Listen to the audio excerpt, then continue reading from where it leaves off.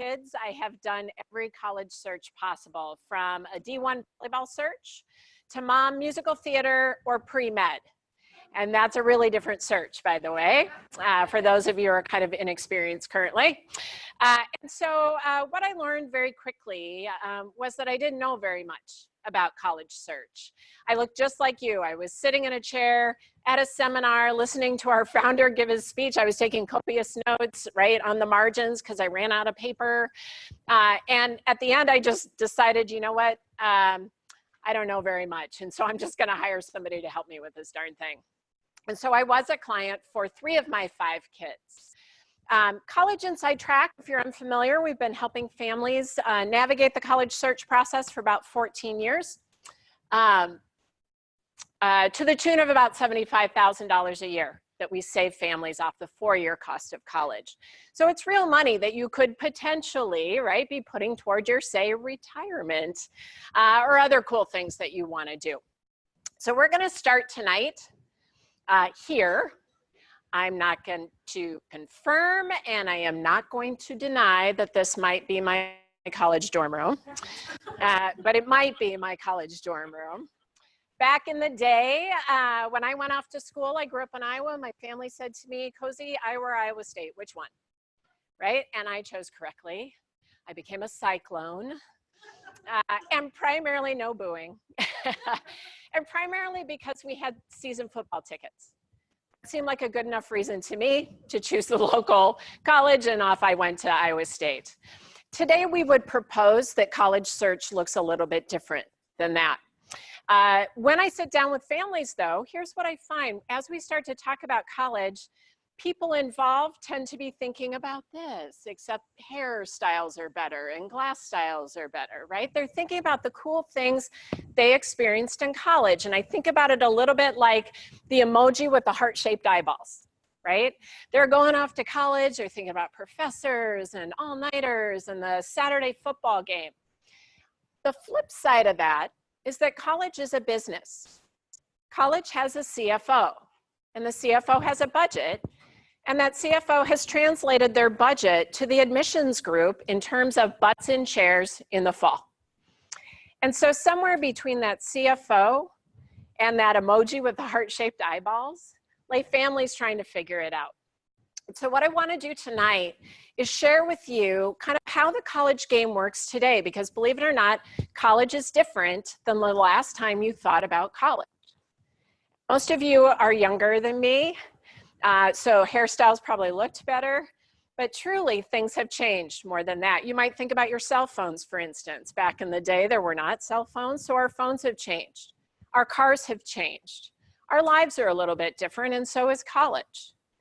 And so when you leave here today, I think what you're going to find, or what I will tell you, is that you will be the smartest people you know in college search.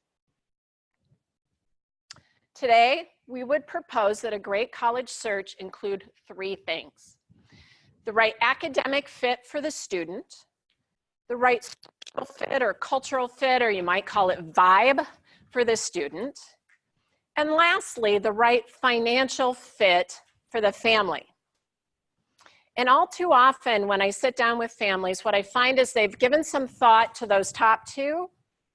Sometimes they've given some thought to the bottom, but often what I hear from families is, well, our strategy is let's wait and see where they get in, and then we'll hope for the best, right? We'll figure it out. How many of you search for your last home like this? I don't know, we could spend $150,000 or $1.5 million. If we fall in love with the house that's $1.5 million, we'll figure it out, right? We would propose you not do your college search that way either. So let's kick this off with a quiz. Let's see how smart the room is tonight. As a percentage, since 1987, how much has tuition gone up at the University of Minnesota? 28%, 77, 215, 570, or maybe you're wishing you would have brought your T1 along with this for this little calculation. How many guesses by hands at 28%? Ooh, it's a cynical room tonight. How about 77%? Anybody there? One hand, great. How about 215? In-state. Great question. No one ever asked that question, okay? How about 570? How many of you didn't vote? Because you just don't know. I would say the vast majority of hands were at 570. You're 100% correct. How many Badgers are in the room tonight? You want an eye popper? University of Wisconsin-Madison has gone up 1,053% in that same time frame. It does, by the way, make private colleges look like a relative bargain, right? They've only gone up 415%. The national average sits around 470, somewhere in that space. Here's a little state of the state, some East Coast schools, of course, some local faves in the private space, and then the number I want to point out there is at the bottom. The state flagship university is now almost $30,000 a year, meaning it will cost you well over $100,000 to send your kid to the University of Minnesota, the local state school. If you have the privilege of living in Michigan and you want to go to the University of Michigan as a state resident, $31,000 a year. What it means today is that college is now the second largest investment families are going to make next to this guy. And if you're the Wittman clan with 5 kids, it's more than this guy. Our house is not that nice. It also means, by the way, how many of you worked your way through college and did a pretty good job of kind of working down that tuition? Kids really can't do that anymore. I can't find a student job that they can work part-time and earn $28,000 a year. It is very tricky. And so what we find, sadly and frustratingly for families, is that most families know more about the next flat screen TV, microwave oven, car, cell phone, name the appliance, than they know about college search. And it's not really your fault as a family, it's not a thing. If you're gonna buy any of those things I mentioned, how do you know what you're gonna buy? Who said it? Someone over here. Google? Yeah. You go out, you look at them, you Google search, you put in your criteria, you get a bunch that pop up, and then you go to Best Buy and take a look at the TVs, right? You can't Google search a college education. It can't be done. I sat down with a family who came from Spain. They had been here for 3 years. They moved with a job for one of the big companies in town. They had a junior who was a downhill skier competitively, and he wanted to be a mechanical engineer. They tried to Google search that. Guess how many schools came up? 0. They got none. Right? It was very frustrating. And by the way, they did not know they were supposed to have like $100,000 in the bank, because you don't do that in Spain. So when it came around time to looking for college, they were a little bit blown away. It is very challenging for families. And there are lots of lists, right? You can find every fall, every spring, the list, right? The list of schools. But none of those lists tell you whether or not those schools are an appropriate fit for your student. And here's the other thing. They're anywhere between 2,500 and 3,000 universities you can get a 4-year degree at today. Those lists contain 50, 20, 100. They are leaving off whole bunches of colleges, whole bunches that are probably a better fit for your student. So consequently, what we see are families kind of lining up, jumping off, and hoping for the best. Today, to the tune of almost $58,000. 37 of that tends to be the student's debt. But guess what, parents? We have a loan program just for you. You can take out debt on behalf of your children if you want. We would propose to you that you don't need to do that. And it doesn't have to look like this.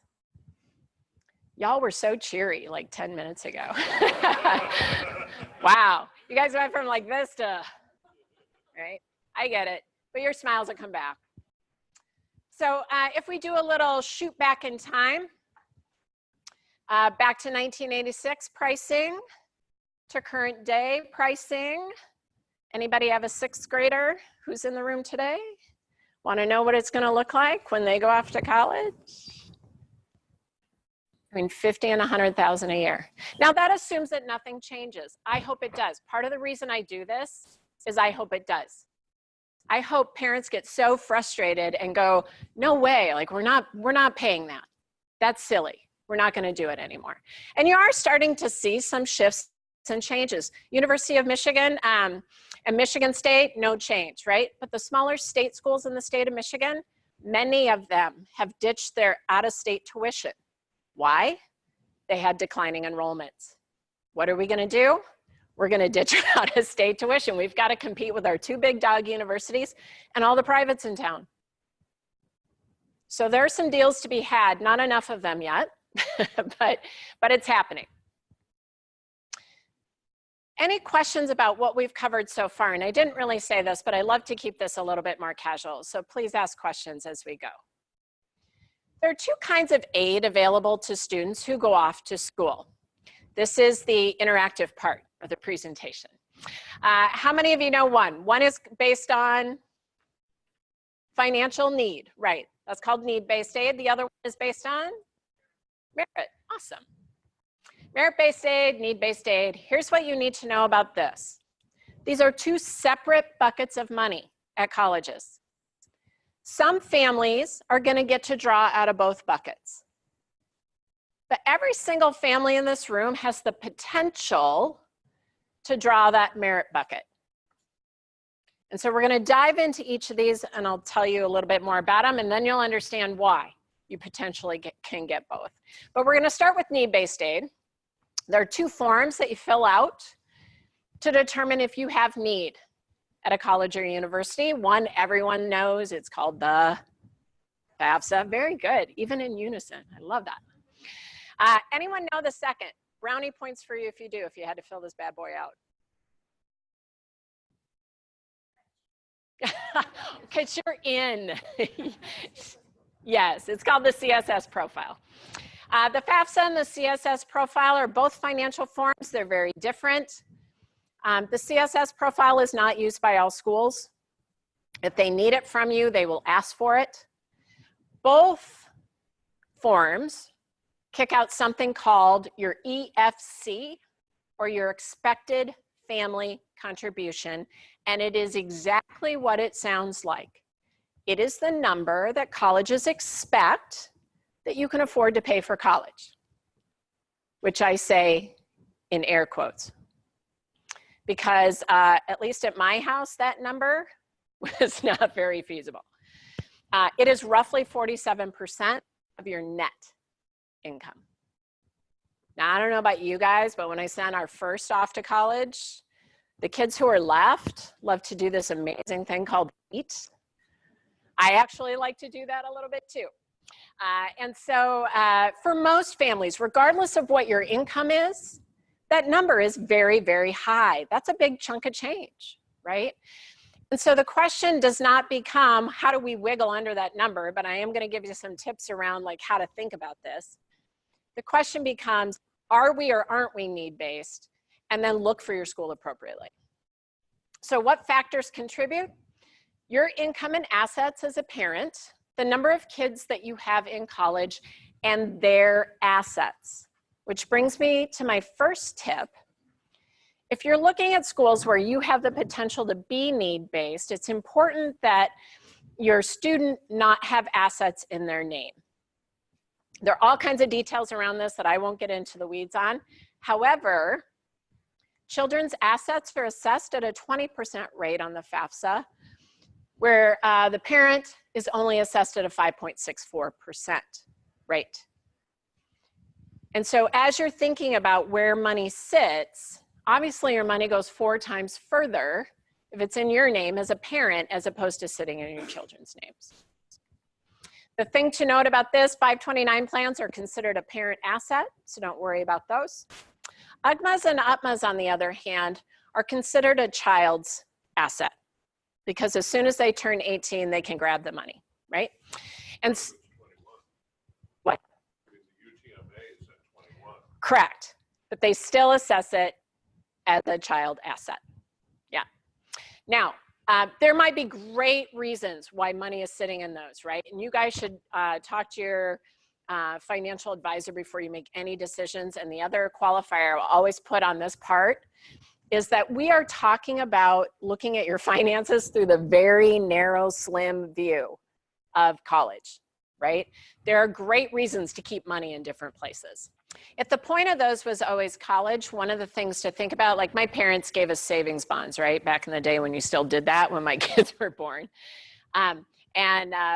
We transferred them over into UGMAs before there were 529 plans, right? And so we never put another dime in them after we made that transition. So there was only a couple thousand in there to start with. And so we actually started using those as the let's go buy your laptop, let's go buy books, those kinds of things. So you can spend them down. The other thing you should know about need in this space is that need varies college to college. You could be need-based at one school and not need-based at another. And so don't make the presumption that you will not be need-based at all schools. My second tip for you, have someone review the form. The Affiance people would be phenomenal at this. We, of course, do this for our clients. 42% of families make an error on the FAFSA that end up costing them money. The most common mistakes that we see are that families put the value of their home on the FAFSA, or they put the value of retirement accounts on the FAFSA, and neither of those things go on the FAFSA. And you can imagine if you have $450,000 in a 401k as part of your asset structure on the FAFSA versus not having $450,000 sitting on there, that will change your number significantly, right? And why do people accidentally do that? Why do people include it? Because the FAFSA is a government form. It reads like a government form. Yes, there are directions to it. You pull them up and they look a lot like the last terms of agreement for the app that you just downloaded, right? Where you scrolled through, hit agree, and moved on with your life. Most people don't read the instructions. And so when they say list your assets, people do that, right? They start listing them. Those two things do not go on. By the way, the CSS profile, totally different. It is a long form. It is a painful form. It dives into everything about you financial. And as we were filling this out for one of my kids, I felt like our money was physically leaving our bank account because it dives into everything. Questions about need-based aid before we move on to merit? Yeah, so if schools want it, they'll ask for it. Pardon? The CSS profile. Oh, the CSS profile, who uses it? Primarily private colleges, not exclusively private. So UNC, University of North Carolina, also uses it today. It gives colleges a more complete picture of your finances, if you will. Some schools use their own form. They don't use the CSS either. And what you should know about that is oftentimes they'll show you your merit aid package, and then just as soon as we get that form, it's yours, right? I can. Here's why. Oh, yeah. What's the formula, basically, asking for need? Why is it different school to school? Thank you. Sticker price of the college minus the expected family contribution. The gap is need. So because the sticker price of the schools all vary, your EFC stays the same, the gap is going to be different. So you could find yourself, for instance, not need-based at all at UMD, but totally need-based down at Drake University because their sticker prices are different. Yeah.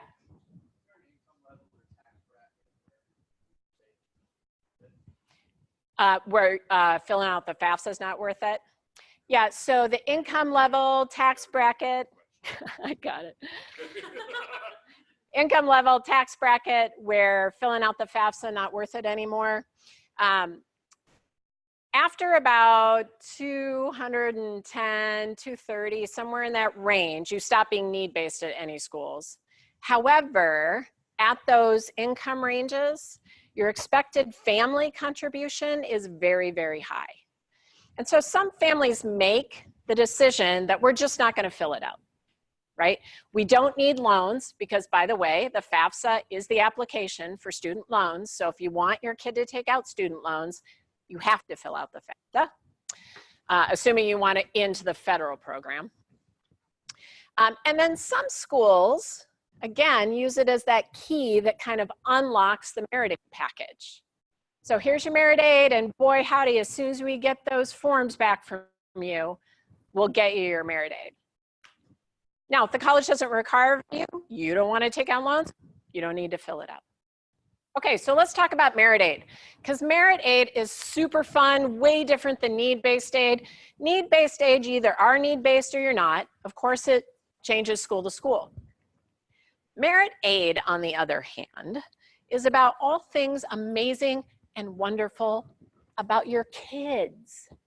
It is all the things that they are doing in high school to be interesting. All the AP courses, the clubs they belong to, the volunteering they're doing, all those things pulled together can make them super interesting to colleges.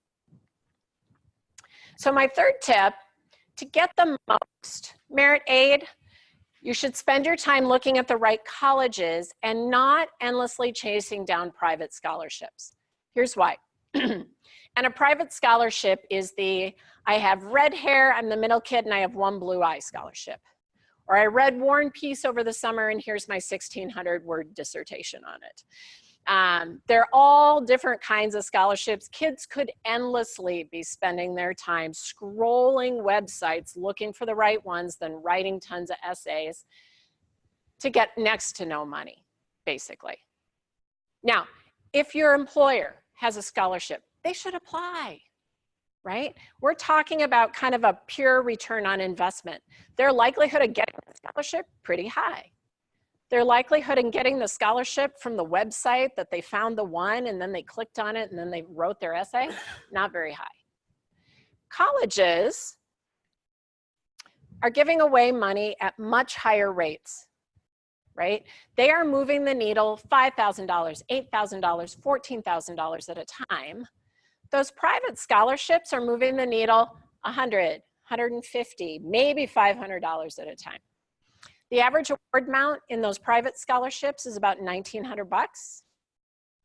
And you say to me, Cozy, that is not chump change. You are right, right? If someone walked up and handed you $1,900, I don't know about you, I'd be planning my trip to Mexico, right?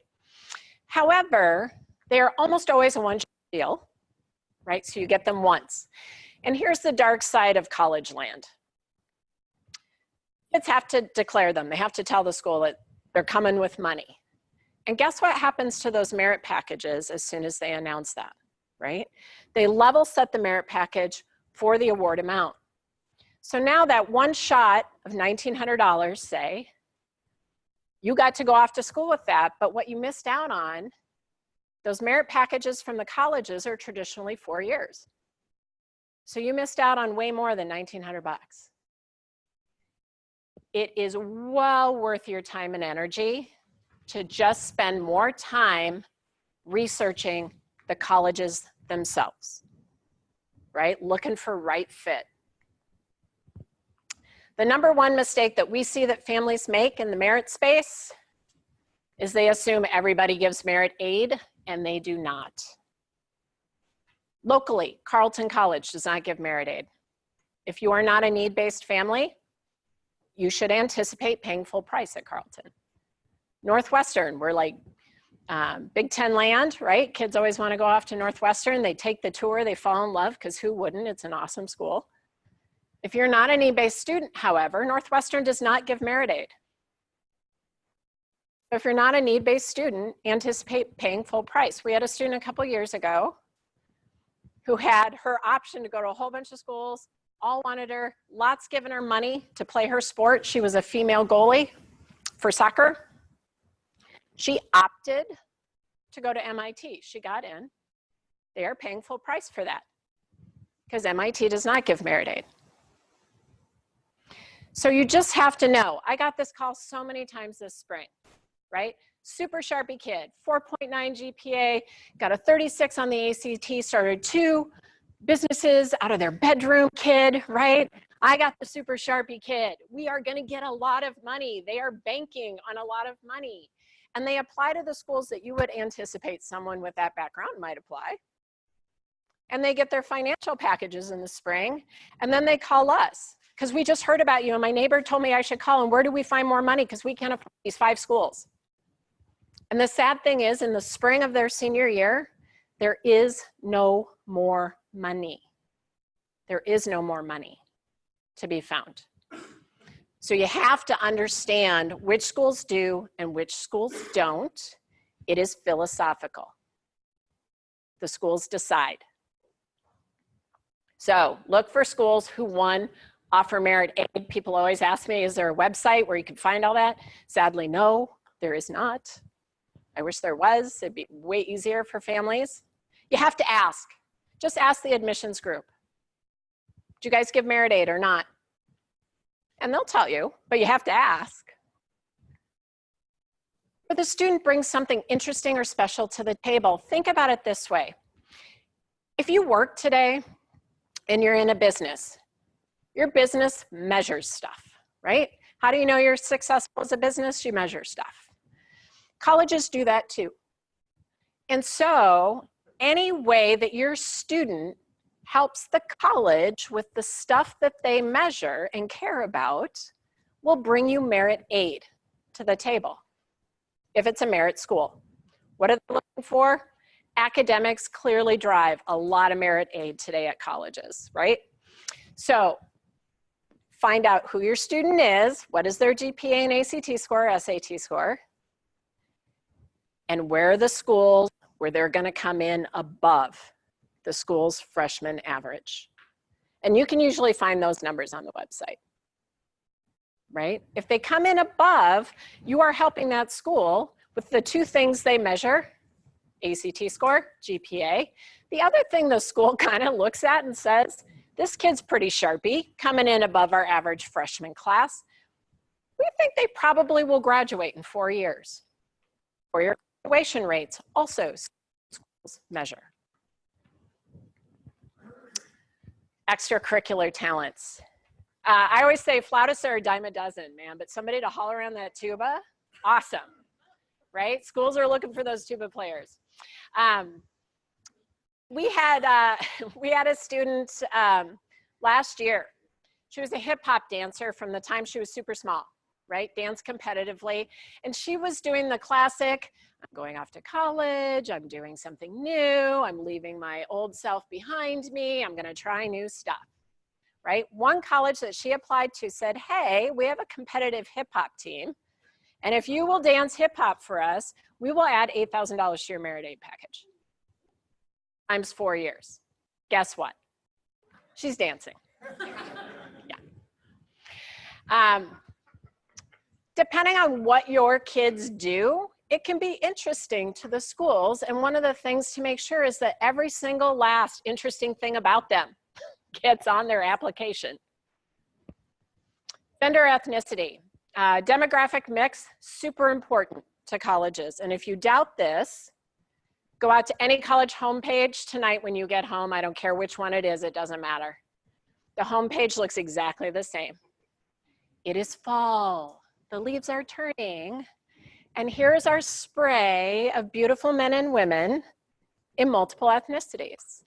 Their demographic mix matters to them, right? And this trickles down into the majors. So if you have a male student and they're interested in nursing, that could bring merit aid to the table because the vast majority of applicants today are still female. If you have a female student and she's interested in biomedical engineering or any of the engineerings or any of the STEM fields for that matter, she is interesting to those schools. My daughter is a dance major, my youngest. She's down at UMKC's conservatory. There are 70 people in the program, 6 are male. Guess how many are on a full ride at this state university? If you have boys, I'm just saying. You don't even have to be a good dancer. You just have to be willing to wear the tights. I'm teasing. Yeah.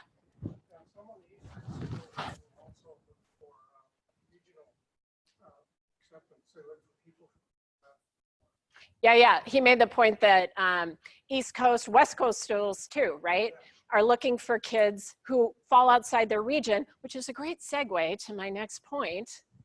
Look at schools in other states for that exact reason. Well done. High five to you. It's 100% true, right? I get a lot of pushback on this. People are like, oh, what about that whole out-of-state tuition? True. If you want to go to the University of Michigan today, you will pay $62,000 as a non-resident for the privilege of going there, right? But I already shared with you that those smaller state schools have gotten rid of out-of-state tuition. Right, private schools don't. They start with a sticker price and then they start slashing. Go back to that homepage. Tonight when you're on that homepage, right? If you doubt me, very close to our beautiful picture of fall and our kids, right, is a statement that says we have one kid from all 50 states and 37 countries around the world, right? Their demographic mix matters to them. Here's why. Half of the kids who go off to college go within 100 miles of home. I always joke that 49% of the other 50 go within 103 miles of home. I sit down with families, we do a free hour of consulting, and the student is always there, and I say to the student, how far from home do you think you're comfortable being? And you know what they tell me every time? Far. I want to go far, right? But the stats say they don't go very far.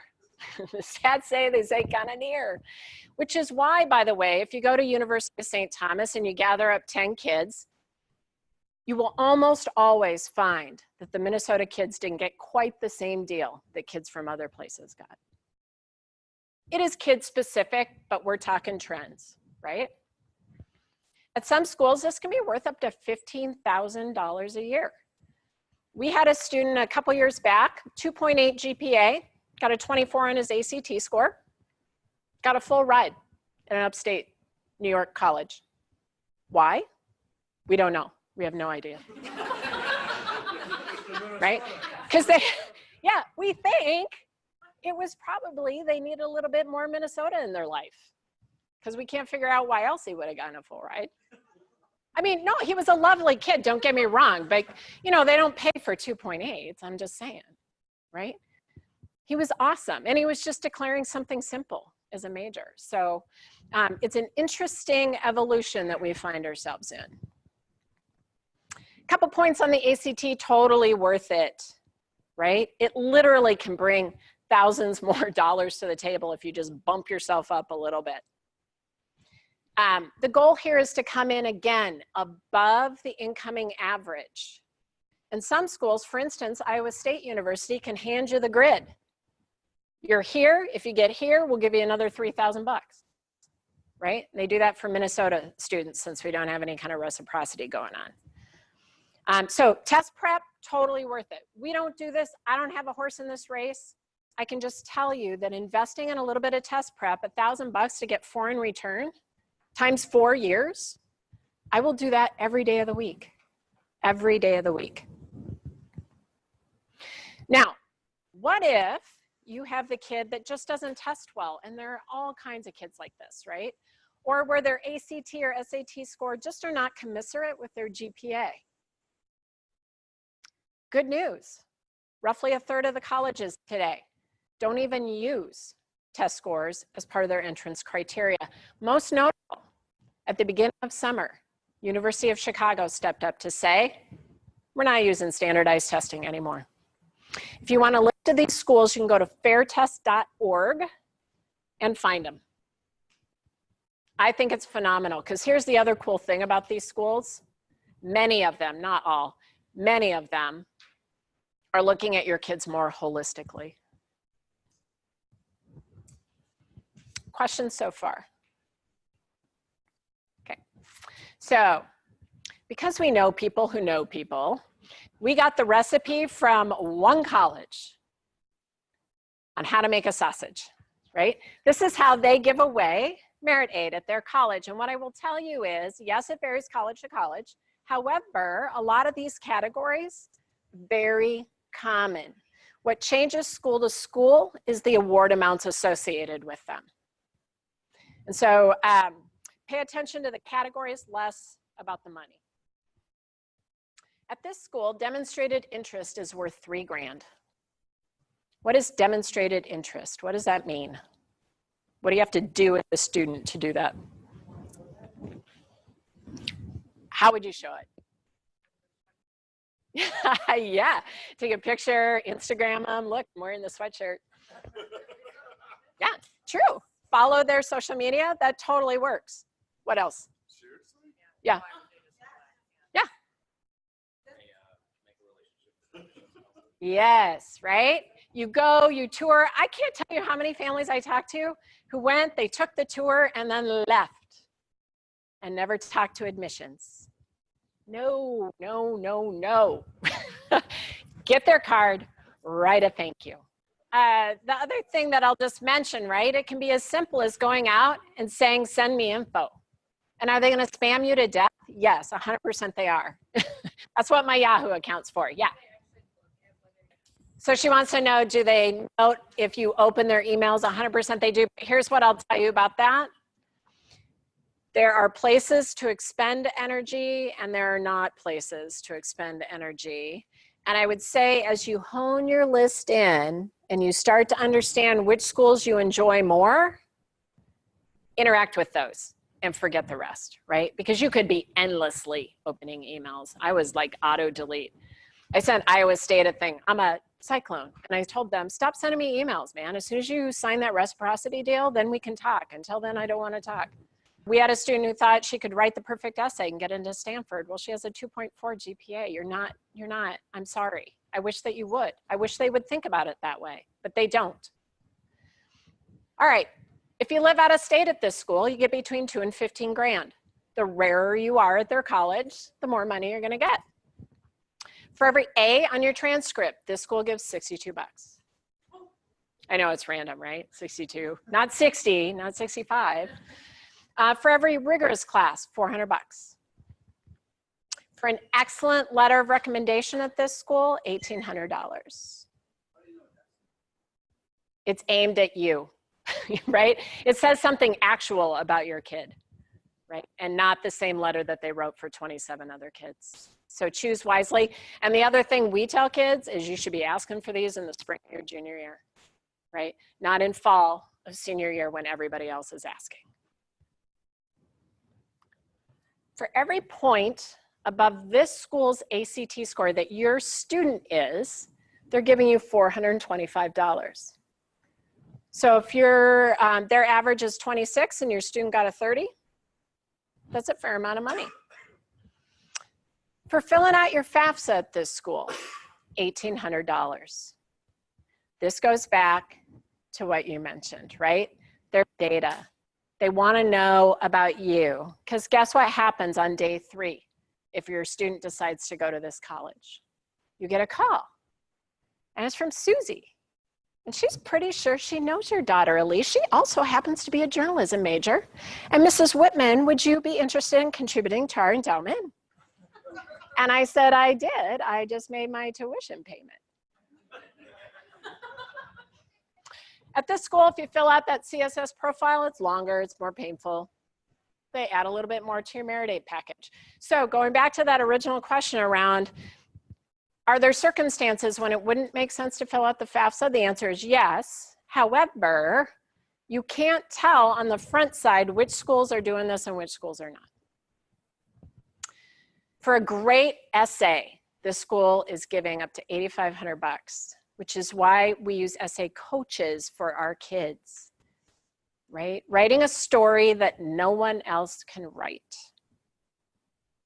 And then this school does something kind of goofy.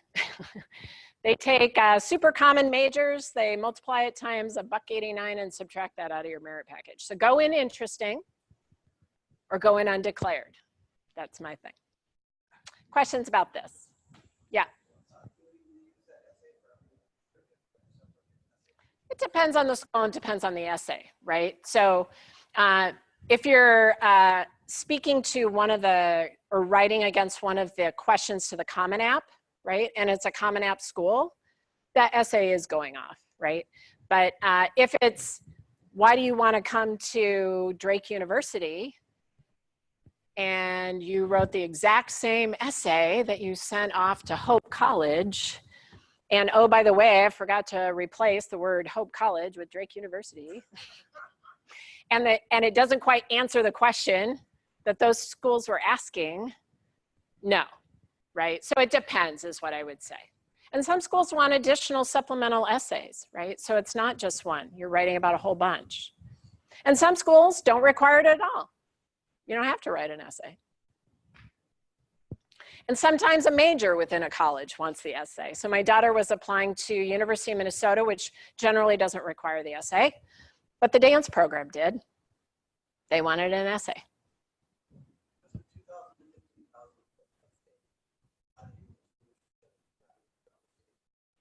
No, so that was a private college.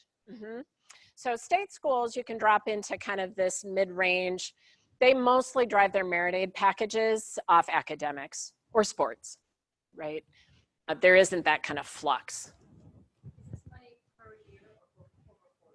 Yeah, great question. Typically, it applies across 4 years, but the devil is always in the details on whether or not the money goes all 4 years or not, right? So you just have to watch for it. Yeah, so early action and early decision, without kind of rolling into the details of all of them. Early decision, as a rule, not every school is like this. Early decision means you have stuck your stake in the ground and you agree that you will come and you will agree that the financial package that's sitting in front of you is what you will pay. They are not incented to give you lots of money because they know you're coming, right? Early action is different though. That's getting in front of admissions early. It's helping them understand that you're pretty excited. That's one way to demonstrate interest, if you will. And so there are a lot of things that we coach our families through, right, that help them understand kind of what their best choices are in that space. And there are a lot of details in the early decision, early action, and then just regular decision. But generally speaking, yes, applying early decision makes your decision, right? It's done. You've told them I want to come. So they're not encouraged or incentivized to do anything extra for you. Right.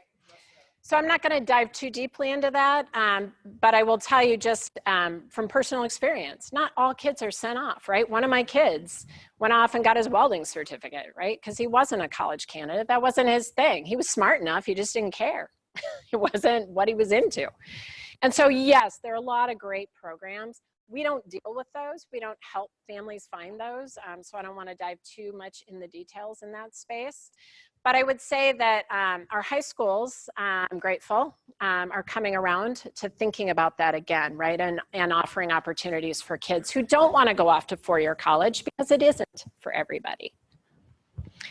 All right, my sixth tip, you can negotiate your financial award. In college land, it's called an appeal. And you need a reason, and the reason might be that your financials have changed. So your FAFSA does a 2-year look back on your income, and maybe your income has changed over the last 2 years. More fun than that, though, is that you had a better offer, right? So one of my daughters applied to 5 schools. She got into all 5. Drake University down in Des Moines, that's why I use them all the time, because we interacted with them a lot. Drake went from $48,000 down to $26,000. Co-college in Cedar Rapids went from $42,000 down to $9,000.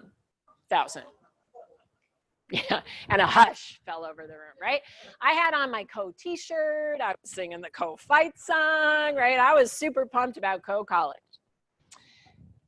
Elise was much less interested in co than I was. She really wanted to go to Drake. And so with College Inside Track's help, we took co's package back to Drake, said, what do you think? They said, well, we're not doing $9,000 because that's crazy. However, we'll come down another $8,000. And so for $18,000 a year, she went to Drake University. She is not a, and she would hate that I say this at all of my presentations, she's not a knock your eyeballs out with her academics kid, right? She had fine grades. She got an okay ACT score. She did some really interesting things to interact with them, I think. And they knew she was coming because she made it clear, I'm super pumped about you guys. And she did the same with co, by the way. And what I want to tell you about that negotiating piece is that it doesn't work on all schools, right? State schools don't do this. University of Minnesota is not interested in your appeal. You can try, but typically they don't. And you need kind of the right mix. Appeals done correctly literally can save you thousands of dollars. So Elise graduated with $8,500 of debt total. My kids had to pay a third of their college education, and she got a double major at Drake. She elbowed through a couple of majors like all kids do, but she got in and out in 4 years with really minimal amounts of debt. It can be done. And my last tip for you, start early. If your kids are juniors or seniors, don't worry, there's still time to do some of this. But time is really of the essence, right? To get to spend a little bit of time thinking through college is a luxury that you should take, right? The FAFSA does that 2-year look back on time. So if you're somebody who owns a business and you can do stuff with your own income, that's one thing. But truly just a great college search takes time, right? Researching schools for right fit takes time. And then if they're gonna take and retake the ACT plus do some prep, that takes time too.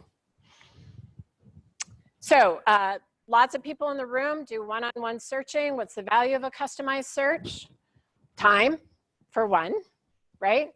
Insight is another. I always tell people what we do is a mix of art and science, right? We have great tools, but we also have history, as do the other people working here. You can do this on your own, just like you could sell your own house or invest yourself. But typically people leave money on the table. So what do? We help with the college search process. This is me in my office. We go end to end in that college search. If it touches college search and getting in and evaluating financial packages, we do it. We do maximize your college savings plan. So if you've invested money in a 529, you should maximize the value of that 529 money. Maybe you could get to use it for your kids' masters or your own masters.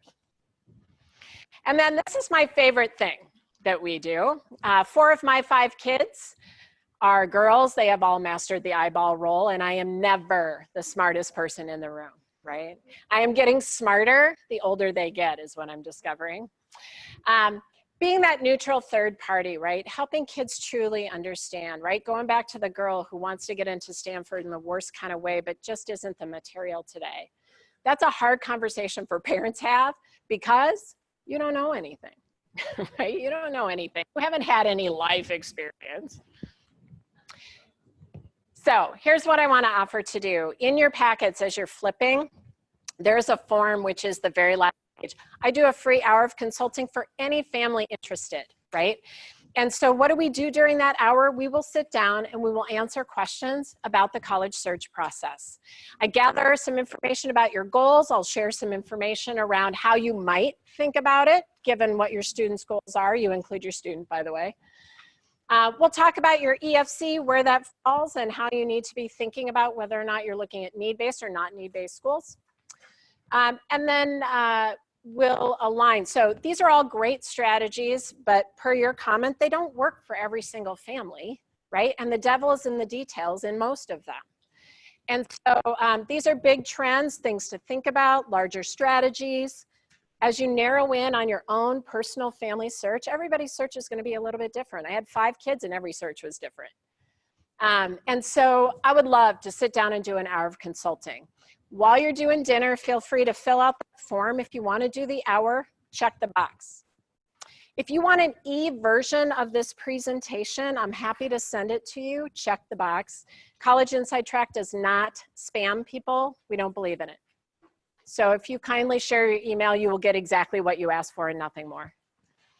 We do a newsletter that runs the path of college search. It comes out once a month. It's not just our material, but materials from all over the country, advisors who are doing college search. And then lastly, I do this presentation for all kinds of groups. I do high school groups, I do church youth groups, I do sports groups, I do community ed. if you're affiliated with a group of people and you think that this would be super interesting for them because they also have high schoolers, I would love to come and do this. I care deeply about this. If I meet one more family getting ready to send their kid off to the University of Iowa to the tune of $42,000 a year to become a Hawkeye, no, I'm kidding. I'm kidding. But to be a teacher, I meet that family all the time, right? Or a private school at $55,000, right? Who has no merit aid. I just want to cry. It doesn't need to be that way. And people just don't understand kind of how the behind the scenes works. And so I wasn't kidding when I said you guys are the smartest people you know now in college search. Share this stuff with people you know.